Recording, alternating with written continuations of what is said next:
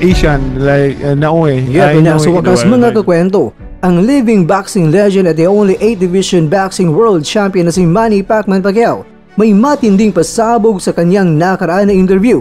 Inamin niya na walang ibang iniidolo niya ngayon na Asian boxer, kundi ang halimaw ng Japan na si Naoya Inoue. Pero Pacman, may kunting request o kahilingan kay Inoue. Ano naman kaya ito? Kaya tara ating alamin.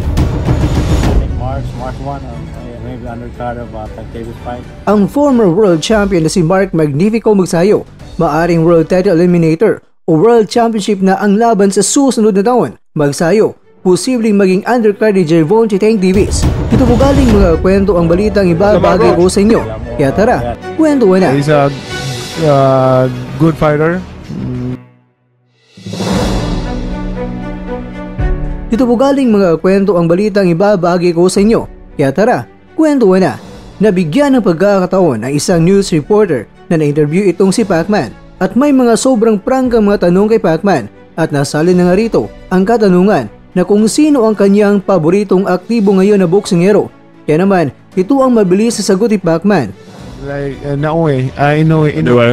Aba teka, sino ngayon pambansang kamao? Naoy. Naoya Inoue pala. Naoue, shortcut ah. Well, ayon kay Pacman, itong si Inoue kasi ay isang magaling na boksingero. Kaya lang, may konting hirit si Pacman kay Inoue at sinabi niya na sana ay ma-accomplish din ni Inoue na maging world champion sa iba't ibang mga dibisyon. Sa mga nakarang interview ni Pacman mga kwento ay sinabi niya na wala siyang nakikita ngayon na susunod sa yapak niya kundi itong si Inoue na pwedeng maging 8-division world champion din. Ganyan kabilib ang legendary Pacman sa Monster in Japan at nakikita niya na wala pang limitasyon ng lakas ni Inoue kaya pwedeng umakyat pa itong si Inoue ng mas mataas na dibisyon.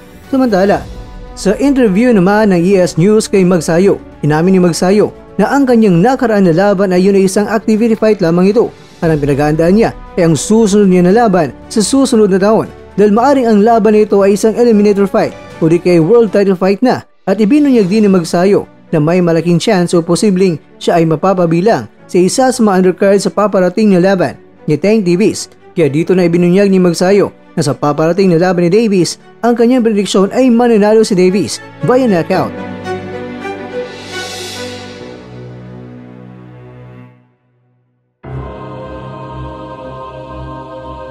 Mga kakwento, ano naman ang reaksyon nyo na inidulo ni Pacman na itong si Naoya Inoue ng Japan? Magagawa kayang pantayan o higitan ni Inoue ang nagawa ni Pacman? Sige nga kakwento, opinyon mo ibagi mo dahil malugod po kaming babasahin ito na may respeto.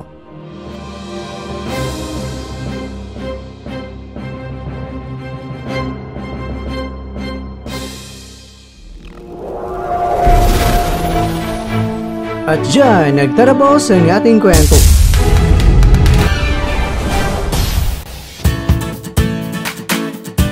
Maraming salamat mga kakwento sa inyong panonood. Pero baka naman mga kakwento ay nagustuhan niyo po ang kwento natin ngayon.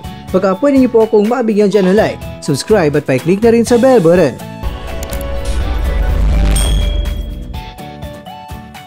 Pero bago tayo matatapos mga kakwento ay syempre, shoutout po muna din dyan sa ating mga kakwento. Kay kakwentong Rusi Intong, kay kakwentong Goto Hotog, kay kakwentong Richard Ando, at kakwentong nanonood ngayon, shoutout siya dyan. Bueno, hanggang dito na po muna ang ating kwentuhan. At abangan nyo na po ating susunod na video.